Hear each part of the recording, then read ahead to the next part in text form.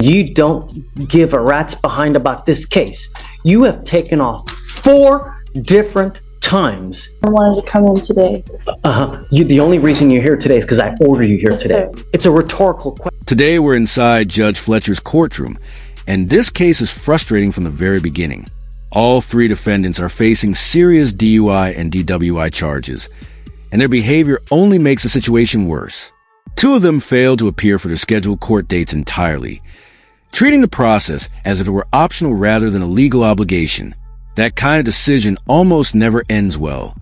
The 3rd defendant didn't fare any better. She violated her bond conditions by removing the court-ordered breathalyzer device and began driving a rental vehicle without notifying the court.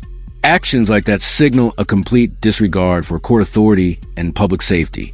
Judges are not there to chase defendants or remind them of basic responsibilities, and Judge Fletcher is known for taking these matters seriously. When defendants treat court orders lightly, consequences are inevitable. This hearing is a clear reminder that ignoring the legal process often makes penalties far worse. What do you think? Was the judge justified in responding firmly, or should there have been more leniency? Let's dive in and see how Judge Fletcher handles this case. Yes, I saw that you guys have... Oh, Maple. Yes, Your Honor. You as well, Judge. Thank you. Take care. Or you want to do the plea now? Yes, Your Honor. I'm ready when you are. Joshua Maple, come up.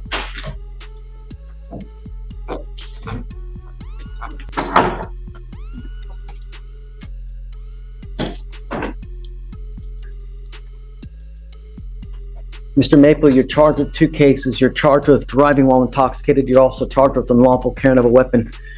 You guys have worked out an agreement where they're going to dismiss the unlawful carrying of a weapon in exchange for your plea on the DWI.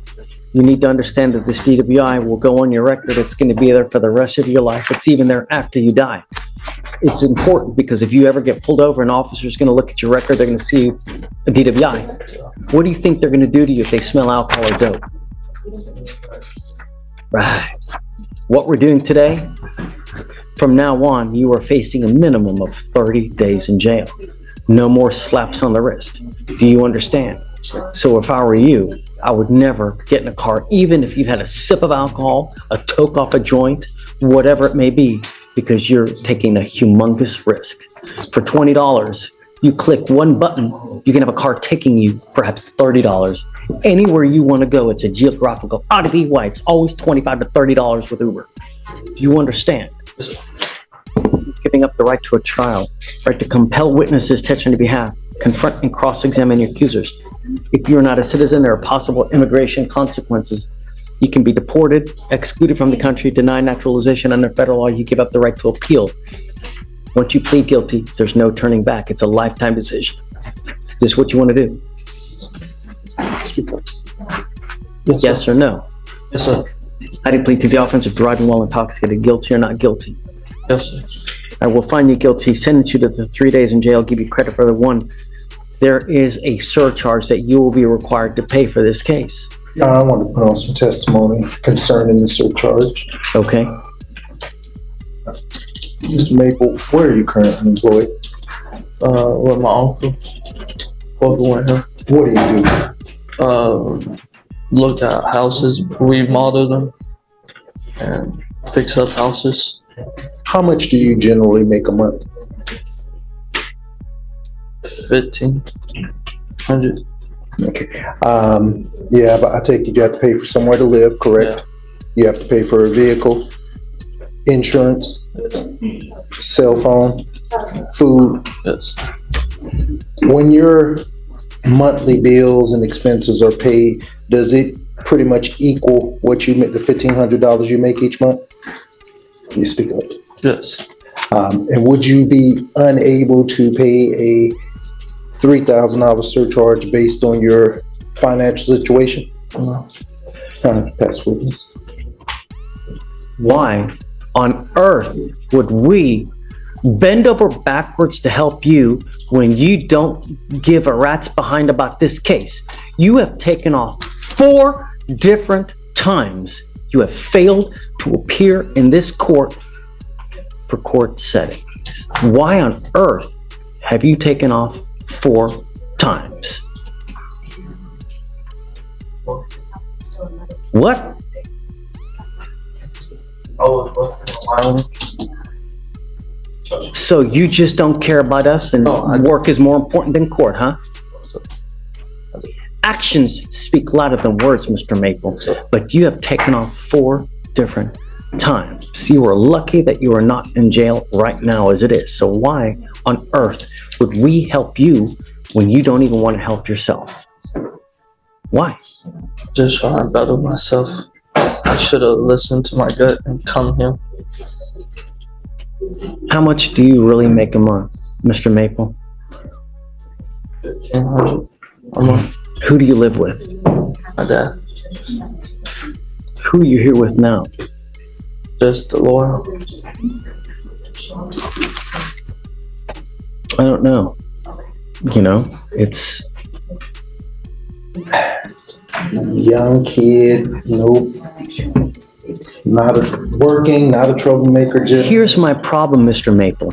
My problem is that you've taken off on us over and over and over and over. Today, you're walking out of here and nothing is happening. Watching Mr. Maple's case unfold, it's hard not to feel frustrated by the situation.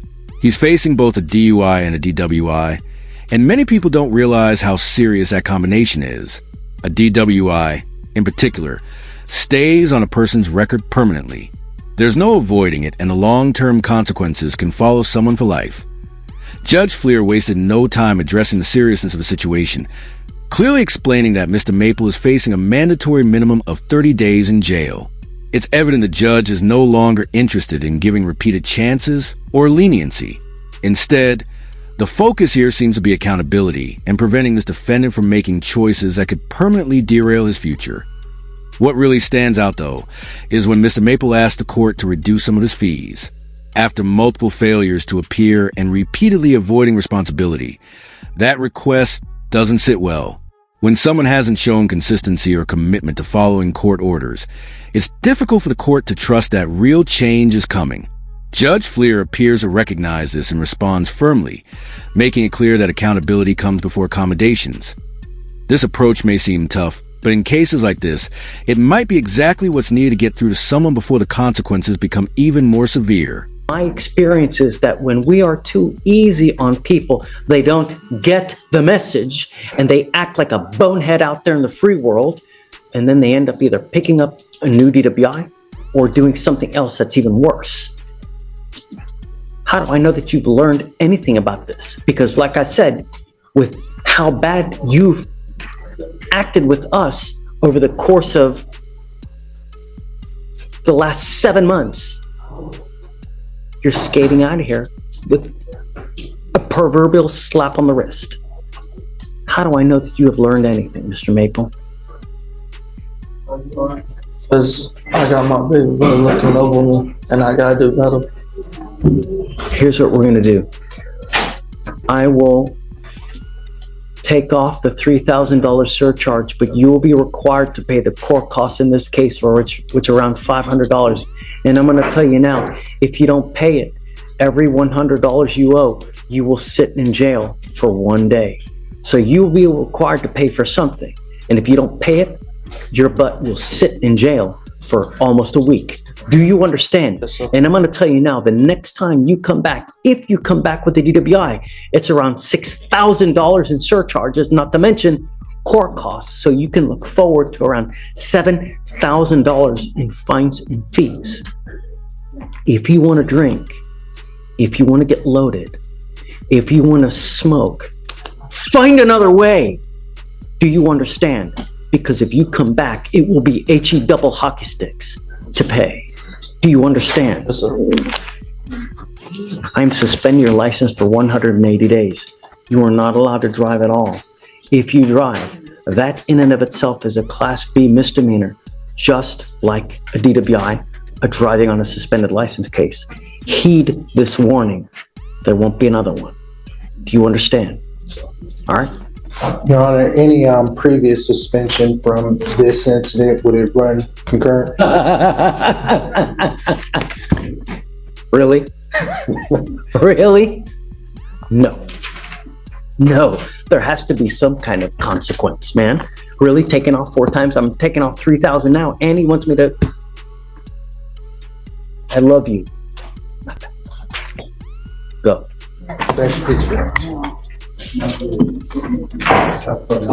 So 180, and then just the court costs. I'm here on Emma Lynch. She's got a bond violation. You wanted to talk to her. Okay, do you mind bringing her up? Yes, Miss Lynch. When we were here last time, you ordered her to have the interlock installed on her vehicle. She is not driving the vehicle. It's not drivable. We just need to switch her to a portable. Oh, no. And a no driver. She has nothing. And it doesn't matter. We ordered you to have an interlock in a car. You haven't done anything, and you're without any kind of devices whatsoever, right? That was totaled, and it's at my house right now. But I don't have I'm in a rental car that I'm not driving, so I don't have a car to put it in. So you have no device. That's correct. You're not being monitored. That's correct. This is not a good thing, Miss Lynch, because I ordered you to have a device. And from what I understand here, you never even went and got it. Because she doesn't have a vehicle to put it on. But you come back and you say, hey, Judge, I don't have a vehicle. I need to do something else. You just don't, out of sight, out of mind. That's not the way things work. Judge, for that violation as well, we instructed her in court and sent a message for her to report to 49 following court to get further instruction over everything so that we could figure out things from there, and she never reported. Stephen, Miss Lynch, you haven't done anything. They've literally bent over backwards to help you and do stuff, and you haven't done anything. I wanted to come in today. The only reason you're here today is because I ordered you here today. Yes, sir. She goes with you. Yes, sir.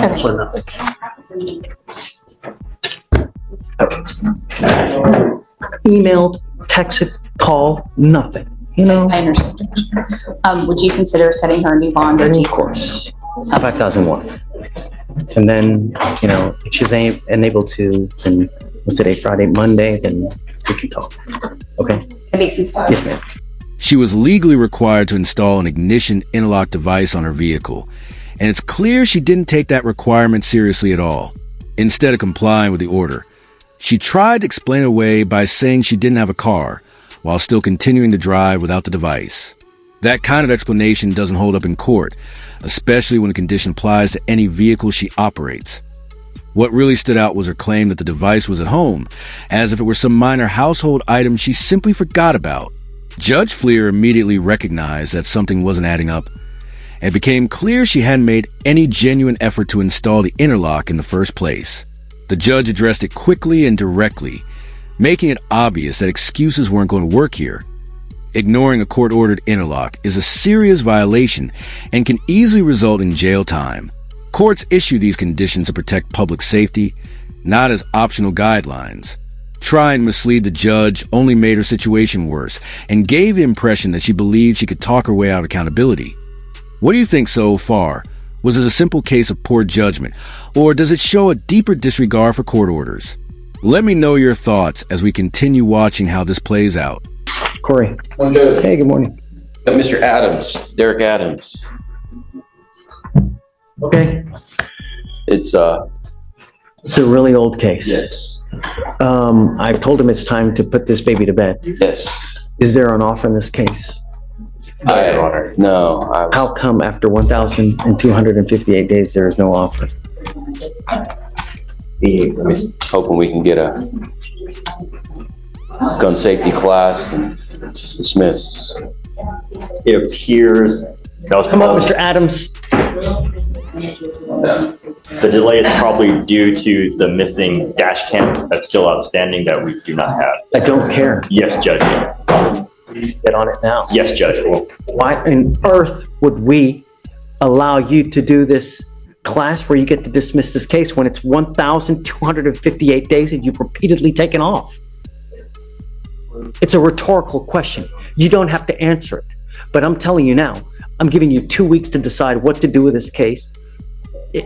the next time you come here, you will either accept a plea bargain agreement or I'm setting your case for trial. Do you understand? Not only that, I'm putting an ankle monitor on your ankle now so I know where you are at all times. Do you understand, Mr. Adams? And the next time you take off, I'm gonna make your bond so high you're gonna have teeth falling out. Do you understand? Judge, if I may, my client, shortly after this arrest, he lost his mother, and I believe it's the mother of one of his children. No, my sister. He fell on hard times. He was already, not well employed, and he's been through some rough times in his life in the past few years. He recently got a job working at a Chinese restaurant, and he has 3 children that he helps take care of. I'm not exactly sure when his last failure to appear was. It might have only been 1, but he hasn't been in trouble since this arrest, I think in 2021, right? So I asked the court to withhold from, giving him an ankle monitor. The state's also missing evidence here. If we can come back. Last time we saw him was 3 years ago, Corey. So, I have sympathy in the fact that everybody has hard times, but your failure to appear on a repeated basis is a constant kick in the ding-ding to us, and I'm not going to take it. And I'm going to tell you now, I don't know why your bond is not at $10,003, because that is what it really should be. Your bond is at $1,002, and it's way off of what it normally would be. Because I'm telling you, your bond should be $10,003, because that's what they're normally set with a person who has absconded as many times as you do now. You're lucky that you're not in custody as it is now. Do you understand? But at 1,258 days, I don't trust you. And so the only way I know that I'm going to keep tabs on you is with an ankle monitor. And like I said, the next time you take off, and it doesn't matter what the excuse is, the bond is going to go astronomical. Do you understand, Corey? I'm sorry, but if it were maybe 500, maybe 300, I would relent on not putting a monitor. But at 4 years or however long this case is, hell no. I think that reflects his law-abidingness, right? That he hasn't been in trouble, had any interactions with the police. How do I know that? Well, yes. I don't know. He would have been in an orange jumpsuit, I guess. If Not necessarily. I mean, we don't know how he's been out of county, out of state. Look, you're walking out of here now. You're getting 2 weeks to decide what to do. You're not going into custody now. So you're still walking out of here, but I'm putting a monitor on you. And I'm telling you something else, that I should make you pay for it, where it would cost you around $400 to $500 a month, but I'm going to eat it. So there's no excuse. Do you understand, Ms. Adams?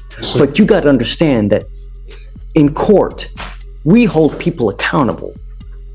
You may be able to live your life like this outside of the free world, but not in court. We will hold you accountable. And the next time, get ready. Take a seat. Thank you. Of course. Judge, for information, Hey, I have someone. expedite it, whatever you need to do. This case feels like it's been dragging on for an incredibly long time, and it's easy to understand why Judge Fleer has reached the end of his patience. More than 200 days have passed without a resolution, and the defendant was absent for years before finally returning to court. Walking back in after that amount of time as if nothing happened is bound to raise serious concerns for any judge. The moment Judge Fleer announced that an ankle monitor would be placed on Mr. Adams, it became clear the court was shifting into enforcement mode. Even the judge's brief humor about future bond conditions underscored a serious message. Continued delays and avoidance will no longer be tolerated. At some point, accountability has to take priority. While the defense pointed to personal hardships, including family loss, difficult circumstances, and responsibilities at home, the court must also consider the pattern of repeated failures to appear. Life challenges are real, but they don't erase years of avoiding court obligations or the strain that behavior places on the legal system as a whole. When defendants disappear, it slows down the process for everyone else who follows the rules and shows up as required. This case raises an important question. How much leniency is reasonable after multiple missed appearances and extended absences? Was Judge Fleer right to finally take firm action? Or should personal struggles carry more weight in a situation like this? Share your thoughts, and thanks for watching. Stick around for more courtroom coverage.